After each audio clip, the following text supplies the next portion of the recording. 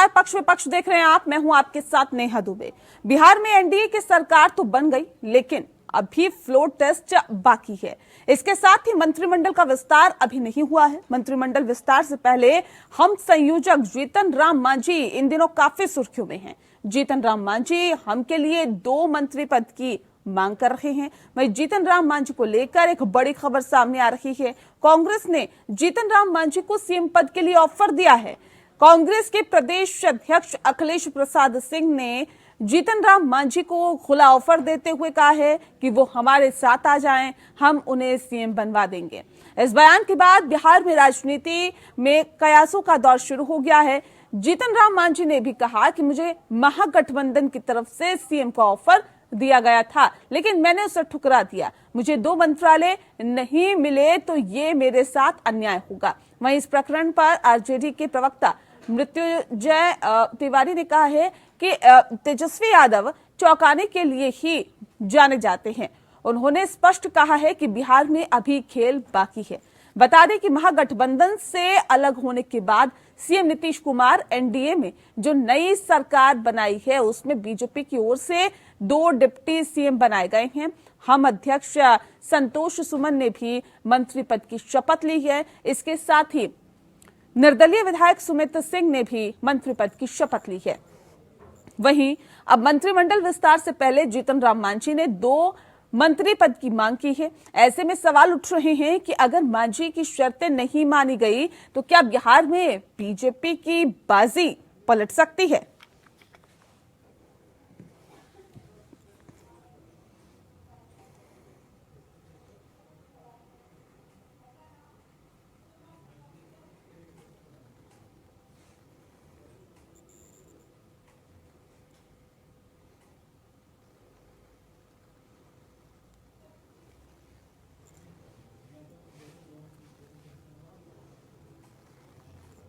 और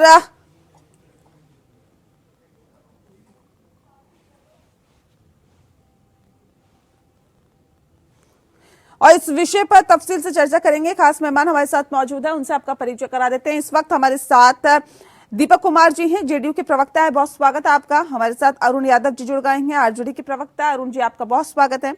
डॉक्टर स्नेहाशीष वर्धन पांडे जी हमारे साथ जुड़ गए हैं, कांग्रेस के प्रवक्ता हैं। और सुमित शशांक जी हमारे साथ जुड़े हैं, प्रवक्ता हैं भारतीय जनता पार्टी के। आपका भी स्वागत है। इस खास कार्यक्रम की शुरुआत आरजेडी के प्रवक्ता अरुण यादव जी के साथ करते हैं। अरुण जी, अब सवाल इस बात को लेकर है, अभी तेजस्वी यादव ने कहा था कि देखिए खेल तो बाकी है, ये वाकई बड़ा खेला करने की तैयारी है क्या? नेहा जी, उन्होंने जो कहा था वो तो सत्य साबित हो रहा है, दिख भी रहा है। खेला तो एनडीए में शुरू है। आप देखिए 28 फरवरी को माननीय मुख्यमंत्री जी ने शपथ ग्रहण किया। शपथ ग्रहण के 6 दिन तक विभाग का बंटवारा नहीं हुआ। ऐसा पहली बार हुआ है। कई बार वो पलटी मारे, इधर से उधर गए, लेकिन शपथ ग्रहण के 12 घंटे के दौरान विभाग का बंटवारा हो जाता था, मंत्रिमंडल का विस्तार हो जाता था। लेकिन यह पहली बार है कि आज जाके देख रहे हैं कि सारे विभाग का वितरण किया गया है और उसमें भी मंत्रिमंडल का भी विस्तार बाकी है।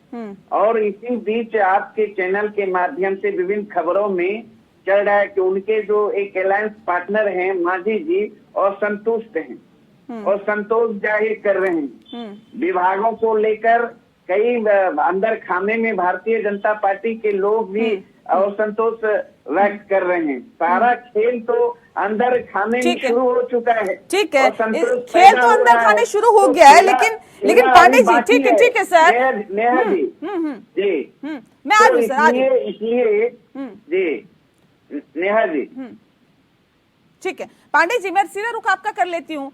सर कह रहे हैं अभी तो देखिए खेल तो अंदर खाने शुरू हो गया है, लेकिन सवाल इस बात को लेकर है कि इतनी क्या लालसा, इतनी क्या सत्ता में आने की ललक कि खुला ऑफर दे दिया, आइए हमारे पाले में सीएम बना देंगे। क्या मायने इसके निकाले सर? देखिए ये गलत बात है। पांडे जी संभवतः ये सवाल मुझसे था। कांग्रेस के प्रवक्ता जी जी।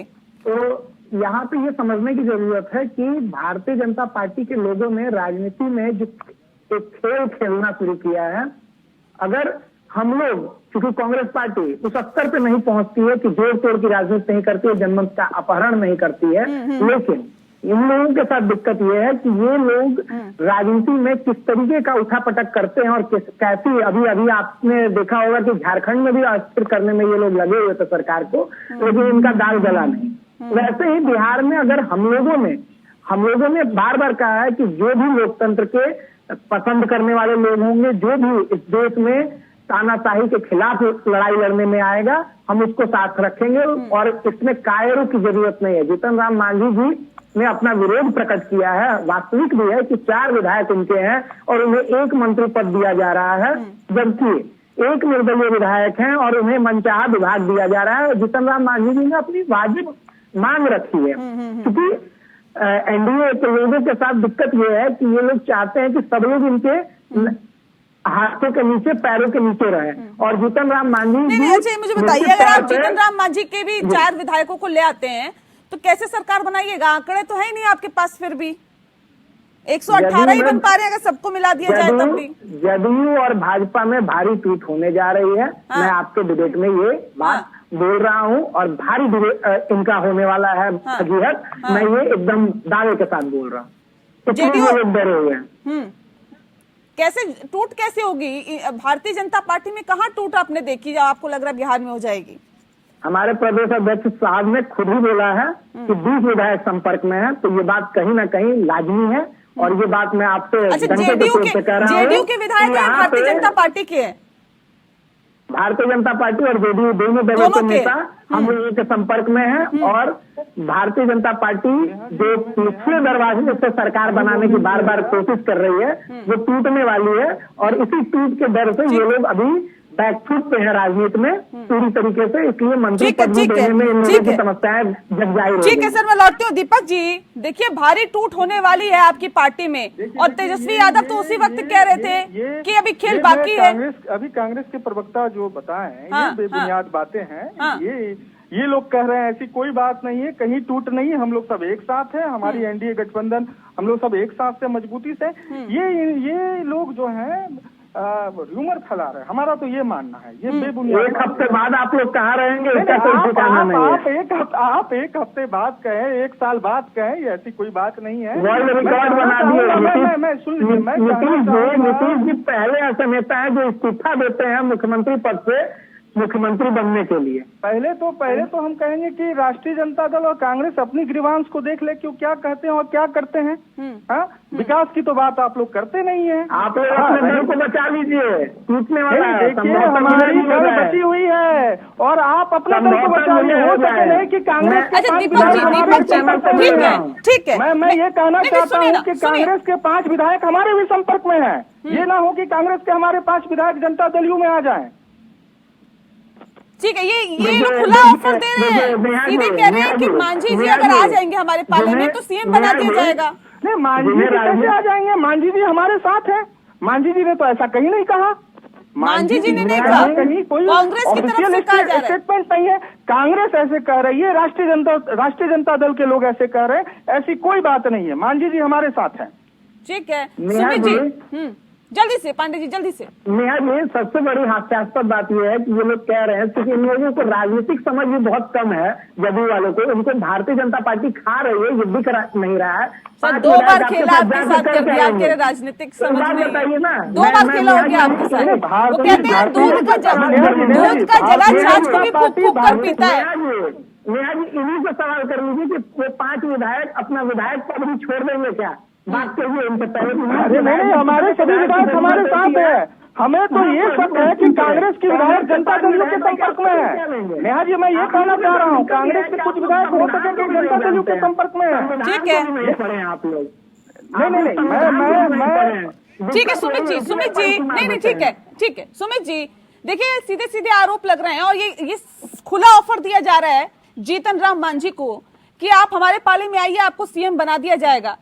गठबंधन का सीएम आपको बना दिया जाएगा। और सीधे सीधे ये भी कहा जा रहा है कि भारतीय जनता पार्टी और जेडीयू के कुछ ऐसे विधायक हैं जो हमारे खेमे में आने के लिए, हमारे पाले में आने के लिए हमसे संपर्क में हैं। देखिए, स्पष्ट रूप से समझने की बात है कि एक पार्टी के मुखिया जिस राज्य से करके गुजरते हैं उस राज्य से इंडिया अलायंस तैयार करते चला जाता है। राजनीतिक समझ की बात करते हैं दीपक जी, जिस पार्टी के मुखिया की राजनीतिक समझ ही नहीं, वो राहुल गांधी है। वो पूरा का पूरा कहीं ना कहीं टुकड़े टुकड़े गैंग का सरदार है। तो टुकड़े टुकड़े गैंग के सरदार के जो नेता है वो इसी प्रकार की वो लोग बातें करते हैं। ये समझने की बात है कि एनडीए और एनडीए जो के साथ खड़ा है, राम जी हो, हम लोग तो एक दूसरे के साथ नहीं, लेकिन अभी तो कह रहे हैं ना कि अभी तो बहुमत साबित करना है। 128 विधायकों के समर्थन पत्र आपने सौंपा है, बहुमत साबित करना है। और दूसरी बात ये भी है कि सीधे सीधे ये कहा जा रहा है कि मंत्रिमंडल विस्तार अभी तक नहीं हो पा रहा है, तय नहीं हो पा रहा किस किस को शामिल किया जाए। उनसे पूछिए कि उनके जो अमित शाह जो थे वो बार बार बोलते थे कि नीतीश जी को साथ नहीं लेंगे, कैसे साथ आ गए? बस ये पूछिए कौन कौन सा मलाईदार पद के लिए लड़ाई चल रही है, बस ये पूछिए ना इनसे कौन कौन से मलाईदार विभाग है जिसके लिए लड़ाई चल रही है। राष्ट्रीय जनता दल के लोगों को सुमित जी, आपकी आवाज हम तक ठीक से नहीं पहुंच पा रही है, एक बार फिर से आपसे संपर्क करते हैं। सुमित जी, आपकी आवाज हम तक ठीक से नहीं पहुंच पा रही है, एक बार फिर से आपसे संपर्क करते हैं। मेरा भी दिक्कत ये है कि मलाईदार पदों के लिए लड़ाई चल रही है कि कौन सी मलाईदार पद किसको मिलेगा, झगड़ा यहाँ पे है। जदयू की स्थिति तो हास्यास्पद हो चुकी है, लोग इससे इनसे विश्वास नहीं करना चाहते हैं और भारतीय जनता पार्टी चाहती है कि जितना मलाई खा ले चुनावों से पहले वो अपनी मलाई खाने के लिए पूरी राजनीति कर रही है। आप तो देख ही रहे होंगे किसकी स्थिति कैसी है सर, कांग्रेस की स्थिति कैसी है ये भी हमने देखा, और कितनी सीटें आपकी बिहार में है और उसके बाद आप ऑफर दे रहे हैं खुला। उस स्थिति में है क्या कि खुला ऑफर दिया जाए 19 सीटों के साथ, महज 19 सीटें। 4 विधायक वाले की स्थिति ये है, निर्दलीय विधायक की स्थिति ये है कि इसके लिए नीतीश जी घुटने पर बैठ जा रहे हैं। भारतीय जनता पार्टी के नेता घुटने पे बैठ जा रहे हैं, रात भर जाके मना रहे हैं। हमारे पास 19 विधायक हैं और हम लोग राजद के साथ हैं, हम लोग इंडिया के साथ हैं, हम लोग इस देश में लोकतंत्र के साथ हैं, हम लोग इस देश में बेरोजगार युवाओं के साथ है। इसलिए हमारी मांग हमेशा से इस देश में लोकतंत्र की स्थापना को मजबूत करने के लिए रही है। और जदयू के लोगों से सत्ता की मलाई मैं दीपक जी से खुलेआम कह रहा हूँ, दीपक जी से खुलेआम कह रहा हूँ, ये कहना चाहूंगा कि राष्ट्रीय जनता दल की सरकार जंगल राज की सरकार थी, विकास के बात राजद के लोग नहीं करते, ना राष्ट्रीय जनता दल के कोई नेता करते हैं। ठीक है, नीतीश कुमार जी हमारे माननीय मुख्यमंत्री जी ने सत्ता में आया। एक एक करके बात रखिए ना अपनी प्लीज, ऐसे नहीं। हेमंत सोरेन जी ने इनकी मंशा को देखिए किस तरीके से नस्तानाबूद कर दिया, वरना ये लोग ऐसे लोग हैं। हेमंत सोरेन जी पे ईडी का चार्ज हुआ है तो स्वाभाविक क्या कार्रवाई होगी। ठीक है, चलिए सुमित जी हमारे साथ जुड़ गए। सुमित जी एक सेकंड, नहीं ऐसे नहीं ना, ऐसे एक एक करके रखिए ना अपनी बात प्लीज। सुमित जी बोल रहे हैं। हेमंत सोरेन जी की अगर बात हो रही है तो ये जानने की आवश्यकता है कि चाहे वो हेमंत सोरेन की बात हो चाहे लालू यादव की बात हो, विगत 30 वर्षों में जिस प्रकार से भ्रष्टाचारियों की मंडली बना करके खड़ा करके इन लोगों ने रखा हुआ है, और कहीं ना कहीं ईडी में कौन से लोग आते हैं, जन सामान्य परिवार से आने वाले लोग भी तो ईडी में कार्यरत हैं। कहीं ना कहीं जो भी लोग ईडी में कार्यरत हैं वो मध्यम तबके से आने वाले लोग हैं जो कठिन परीक्षा के माध्यम से ईडी चाहे सीबीआई में जाते हैं। जब वो राष्ट्र धर्म का निर्वहन करते हैं, तो जब अपने कर्तव्यों का जब वो निर्वहन करते हैं तो ऐसे लोग जानबूझ के उनके ऊपर पत्थर चलवाते हैं, उनके ऊपर कहीं ना कहीं आत्मघाती हमला करवाते हैं। ये पूरा का पूरा जो मंडली है, कई विधायक टूटने वाले हैं जो इनके पास जाने के लिए तैयार है, कई विधायक जो ऐसे हैं संपर्क में आप लोग। देखिए ये जैसी संगत एक कहावत है, जैसी संगत वैसी सोबत। दीपक जी मैं आ रही हूँ ना, ऐसे नहीं। अब अभी सुमित जी बोल रहे सुन लेते हैं, ऐसे नहीं करिए प्लीज। कहीं ना कहीं जैसी संगत और सोहबत की ये लोग हैं, ये हमेशा टुकड़े के सरगना है। ये किसी भी चीज को तोड़ना जानते हैं, परंतु भारतीय जनता पार्टी का प्रत्येक नेता, प्रत्येक विधायक और भारतीय जनता पार्टी के अलावा पूरा का पूरा एनडीए जो है वो एकजुट है। हम एकजुटता में विश्वास करते हैं, तभी देश की यशस्वी प्रधानमंत्री आदरणीय नरेंद्र मोदी जी को अपना नेता मानते हैं। आप लोगों पे भी ये आरोप लगा ना कि मौजूदा सरकार में सेंध लगाई आपने, गठबंधन को तोड़ा आपने। देखिए ये जानने की आवश्यकता है, जंगल राज की जब लड़ाई चल रही थी और जंगल राज पार्ट 1 की लड़ाई में जिस प्रकार से बिहार के माननीय मुख्यमंत्री नीतीश कुमार जी और भारतीय जनता पार्टी का नेतृत्व एकजुट होकर साथ में लड़ रहा था, हत्या अपहरण लूट बलात्कार के साथ लड़ रहा था। तो हत्या अपहरण लूट और बलात्कार के खिलाफ जो लड़ाई थी उसमें नीतीश जी भी तो हमारे साथ थे, उन्होंने तो सुधरने का मौका दिया। ठीक है अरुण यादव जी, भी ये लोग नहीं सुधरे। ठीक है अरुण यादव जी, ये बताइए अपराधियों की जो मंडली है तो आपके साथ, ठीक है आंकड़े तो आपके साथ अभी नहीं है। अगर सारी सीटें मिला दी जाए तो 118 सीटें बन रही है, बहुमत के लिए 122 सीटें चाहिए सर, कैसे होगा ये जो कुछ फासला है कैसे पूरा होगा? नेहा जी, खेला तो आप देख रहे हैं, स्वतः स्फूर्त सरकार चलने वाली नहीं है, गिर जाएगी। आपस में ही लड़ रहे हैं विभाग के लिए, मंत्रालय के लिए। आप देखिए ना, विधान मंडल सत्र का जो है तिथि निर्धारित था 5 फरवरी, फिर हो गया 10, फिर हो गया 12। तो ये सब क्या है? ये सब क्या संकेत दे रहा है? इसका मतलब है एनडीए में ऑल इज वेल नहीं है, कुछ नहीं। और वहाँ सब अच्छा एक बात बताइए अरुण जी, और संतोष का माहौल है। इतनी क्या मजबूरी सर कि महज 4 सीटें वाले व्यक्ति को आप सीएम बनाने के लिए तैयार है कि साम दाम दंड भेद जैसे भी हो बस सरकार बनानी है? फिर तेजस्वी यादव का क्या होगा सर? महत्वाकांक्षाएं तो वहाँ पे भी पली हुई है ना। हम लोग नेहा जी, हमारे नेता तेजस्वी यादव जी सत्ता की राजनीति करते, कुर्सी की राजनीति नहीं करते बीजेपी के तरह। और हम लोग जब सरोकार की राजनीति करते हैं, जनता की बात करते हैं, मुद्दों की राजनीति, भ्रष्टाचार की राजनीति करते हैं, स्वतः स्फूर्त खेला होना है, चारा चोरी करने की राजनीति करते हैं, मैं अरुण जी से पूछना चाहता हूँ, समाज को बकरी चलाना सिखाने की राजनीति करते हैं। जनता दल के लोग सत्ता की राजनीति नहीं करते, अरे सत्ता की राजनीति कर रहे हैं तब तो ऐसा कर रहे हैं। इसलिए हमें करने की जरूरत नहीं है। बिहार की जनता अरुण जी ये पूरे बिहार और पूरे देश जानती है कि राष्ट्रीय जनता दल के दिल से नहीं है। दीपक जी कैसी बात आप कर रहे हैं सर? पूरा देश जान रहा है, बिहार जान रहा है। आज से 8-10 दिन पहले तक आप नहीं जान रहे थे, 10 दिन पहले तक, 12 दिन पहले तक आप नहीं जान पा रहे थे ना दीपक जी। भ्रष्टाचारियों की मंडली के अगर सबसे ज्यादा बड़े सरगना अगर कोई है तो उस व्यक्ति का नाम लालू प्रसाद जी है। लालू प्रसाद और लालू जी के सुपुत्र लालू जी का रिकॉर्ड तोड़ने में लगे हुए हैं। ये पूरा का पूरा भ्रष्टाचारियों की मंडली, उसके सरगना भैंसों का खून चूसने वाले, भैंसों का, ठीक है, भैंसों की हड्डियां सुखा देने वाले ये लोग हैं। ठीक है। इन लोगों ने गांव गरीब जो भी है सभी की कहीं न कहीं अरुण जी भविष्य के हत्यारे हैं ये लोग। नहीं ये नहीं, ऐसे नहीं, सारे नहीं बोलेंगे सर, एक एक करके बोलेंगे, एक एक करके। पूरा आदमखोरों का गैंग है। इसने कहीं न कहीं बिहार की जनता के भविष्य की हत्या की है। खाने में कुछ नहीं बोलेंगे, पूछिए तो नहीं सर, ये कोई तरीका नहीं है ना सर, डिबेट ऐसे नहीं की जाती है ना कि सारे इकट्ठे बोलेंगे, ये तरीका नहीं है ना। पांडे जी, अरुण जी, सुमित जी, नहीं देखिए एक एक करके हैंड रेज करिए, मौका दूंगी, तरीके से डिबेट करेंगे सर, तथ्य के साथ करेंगे। नहीं सुमित जी नहीं मैं रोक रही हूँ, माफ कीजिएगा, सबकी आवाज डाउन करवा रही हूँ, सबकी आवाज बंद करवा रही हूँ सर, ऐसे नहीं प्लीज। हम इस डिबेट के जरिए एक निष्कर्ष तक पहुंचेंगे और तय करेंगे कि दरअसल क्या इसका निचोड़ निकल के सामने आता है। ऐसे नहीं ना कि सभी इकट्ठे बोलते रहेंगे, ये तरीका नहीं होता ना सर डिबेट का। हैंड रेज करिए, मौका दूंगी, आप अपनी बात रखिएगा, अच्छे से रखिए, तथ्य के साथ रखिए अपनी बात। दीपक जी, अब क्या मांझी की महत्वपूर्णता बढ़ती जा रही है क्या, इंपॉर्टेंस बढ़ती जा रही है क्या गठबंधन में? क्या नहीं लग रहा कि जो वो डिमांड करेंगे उसे पूरा करना पड़ेगा, उसे फुलफिल करना पड़ेगा?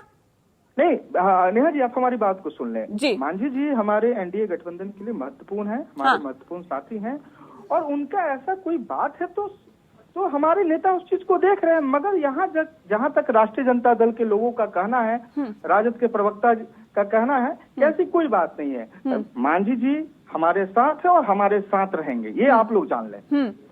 जो उनकी डिमांड है 2 मंत्री देने की, नहीं, देखिए ये जो डिमांड है मांझी जी की, तो वो देखा जा रहा है। एनडीए गठबंधन में हमारे सभी सहयोगी दल देख रहे हैं, मगर ऐसी कोई बात नहीं है। मांझी जी हम लोग इस वक्त राजद के साथ और इस वक्त उनकी इम्पोर्टेंस कितनी है ये समझ रहे हैं ना। अगर 4 विधायक दूसरे खेमे में चले जाते हैं तो 118 + 4 122 जितना आंकड़ा चाहिए उतना आंकड़ा हो जाएगा।